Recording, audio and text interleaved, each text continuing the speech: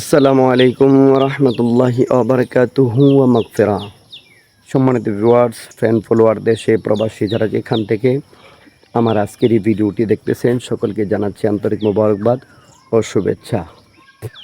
এমন পশু আল্লাহর রাস্তায় কোরবানি করো যেই পশুর উপরে কোনো প্রকারের ত্রুটি নেই, যে পশুর গায়ের মধ্যে কোনো প্রকারের অঙ্গের সমস্যা নেই, সেই পশুটাই আল্লাহর দরবারে কোরবানি করো।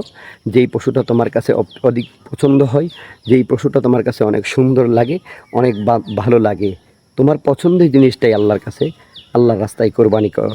যেমনিভাবে আল্লাহ তাআলা হযরতে ইব্রাহিম আলাইহিস সালাতু ওয়াস সালামকে বলেছিলেন, হ্যাঁ ইব্রাহিম, তুমি তোমার সবচেয়ে পছন্দের বস্তুটা আমি আল্লাহর রাস্তায় কোরবানি করো। হযরত ইব্রাহিম আলাইহিস সালাতু ওয়াস সালাম 100 উট কোরবানি করলেন, কিন্তু আল্লাহর তরফ থেকে আল্লাহ তা কবুল করেন নাই।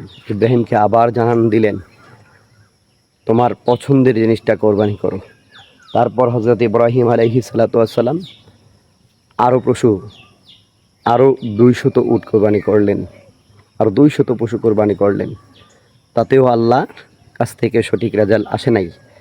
এরপরে হযরতে ইব্রাহিম আলাইহিস সালাতু ওয়াস সালামকে বলা হয়েছে, তুমি যাকে পছন্দ করো, তুমি সবচেয়ে যেটা ভালোবাসো, তুমি যেটা সবচেয়ে উত্তম মনে করো বা তোমার কাছে সবচেয়ে প্রিয়, সেটাকে আল্লাহর রাস্তায় কোরবানি করো। তখন হযরত ইব্রাহিম আলাইহিস সালাতু ওয়াস সালাম তার একমাত্র সন্তান হযরত ইসমাইল আলাইহিস সালাতু ওয়াস সালামকে অধিক পরিমাণে ভালোবাসতেন, অধিক পরিমাণে মহব্বত করতেন। তাই তিনি হযরতে ইসমাইল আলাইহিস সালাতু ওয়াস সালামকে কোরবানি করার ইচ্ছা পোষণ করেন। কেননা হযরত ইব্রাহিম আলাইহিস সালাতু ওয়াস সালামের সবচেয়ে পছন্দের বস্তু এবং পছন্দের জিনিস ছিল তার একমাত্র সন্তান হযরত ইসমাইল আলাইহিস সালাতু ওয়াস সালাম। তখন আল্লাহর রাস্তায় ইসমাইল আলাইহিস সালাতু ওয়াস সালামকে যখন কোরবানি করতে গেলেন, আল্লাহ তাআলা তার মনের তাকওয়া, দিলের তাকওয়া পছন্দ করলেন, কবুল করলেন, এবং ইব্রাহিম আলাইহিস সালাতু ওয়াস সালামের কোরবানি কবুল করে হযরতে জিবরাইলের মাধ্যমে ইসমাইলকে সরিয়ে দিয়ে পশু ওই কোরবানির নিচে পশু দিয়ে দিলেন, ইসমাইলকে বাঁচিয়ে দিলেন। তারপর ইব্রাহিম আলাইহিস সালাতু ওয়াস সালাম দেখলেন তার সন্তান আর কোরবানি হয়নি, পশু কোরবানি হয়েছে। তখন আল্লাহ বলছে, ইব্রাহিম, আমি তোমার পশুটাকে দেখতে চাইছিলাম না, যে তোমার অন্তরের দিলের তাকওয়াটা দেখতে চাইছিলাম, সেই তাকওয়াটা আমার কাছে পছন্দ হয়েছে, আমি আল্লাহ তাআলা কবুল করে নিয়েছি। সুবহানাল্লাহ। তাই আসুন আমরা এমন কিছু পশু কোরবানি করি যেই পশুর কোনো প্রকারের ত্রুটি নেই, কোনো প্রকারের অঙ্গের মধ্যে সমস্যা নেই, বিদুলঙ্গ নেই। এই ধরনের সবচেয়ে উত্তম সুন্দর পশুটাকে আল্লাহ রাস্তায় কোরবানি করবেন।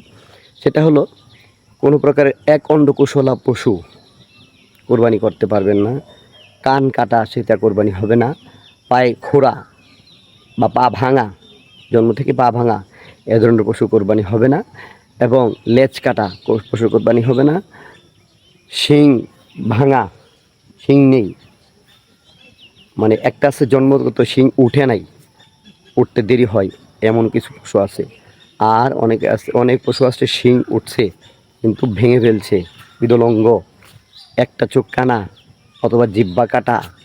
হ্যাঁ, তাহলে এই ধরনের পশু কখনো কোরবানি